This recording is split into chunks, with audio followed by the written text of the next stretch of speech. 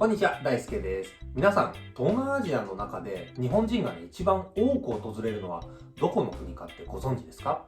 そう、それはね、タイなんですよ。ということで、本日は東南アジアの国の中で日本人海外渡航先ナンバーワンのタイについて、今後のね、渡航解禁の可能性についてシェアをしていきたいと思います。で、まず結論からなんですけど、旅行客としてですね、日本からタイに渡航できる可能性っていうのは、7月以降が濃厚という状況になっています。で、残念ながらね、6月の入国再開は絶望的と言わざるを得ないというような、そんな感じなんですね。では、その理由を見ていきましょう。今日のね、お題は以下の順序で進みます。6月のタイ入国再開が絶望的な理由をですね、まず述べさせてもらって、そのあたりにですね、タイのコロナ感染状況、タイのロックダウン状況といったところをご紹介をしていきます。で、まずですね、6月のタイ入国再開が絶望的な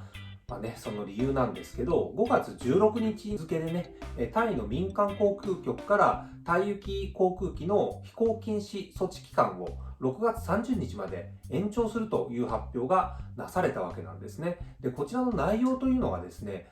貨物機、軍用機、帰国のための特別機、緊急着陸などは禁止措置の対象外とされているということなんですが、この記載にね、そうとなると、一般のね、旅行客が入国できるような可能性っていうのは、ゼロというふうに捉えるべきなんじゃないかと見られます。一方で、外務省の海外安全情報サイトのタイ渡航の欄を見ると、労働許可証を有する外国人、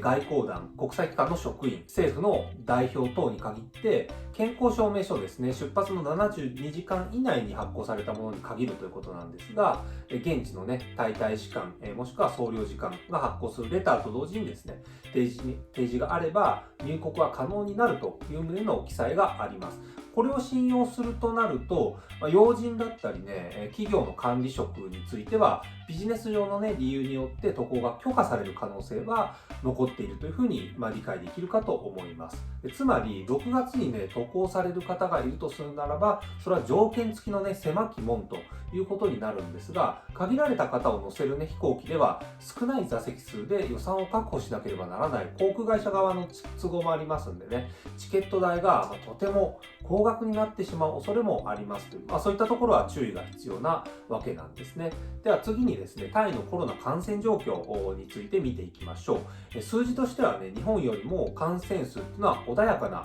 状態であることが分かっています。100万人あたりの検査数、感染者数を見れば明らかなんですね。検査数に関しては日本の倍以上になるのに対して、感染者数はですね、日本の約3分の1ぐらいですね、というのがタイの現状となっています。先日ね、お話をしたベトナムほど感染が少ないとは言えないんですけど、世界の他国とね、比較すると、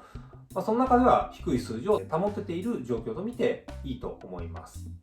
で次にね、タイのロックダウン状況を見ていきましょう。もともとね、5月末までと言われていたタイのロックダウンなんですけど、先日ね、タイ政府によって5月17日から規制の緩和が適用されるという発表がなされました。引き続きね、夜間の外出、すなわち午後11時から、翌朝のね、4時までの間の外出は禁止されたままとなるようなんですが、パブやね、バーを除く飲食店、百貨店、ショッピングセンターの営業は順次解禁されていくというような形になっています。でタイのね、ロックダウンが他の国とね、違う点っていうのがあるんですよ。その特徴としてはね、お酒の販売が禁止になったことなんですね。で、こちらについては残念ながらね、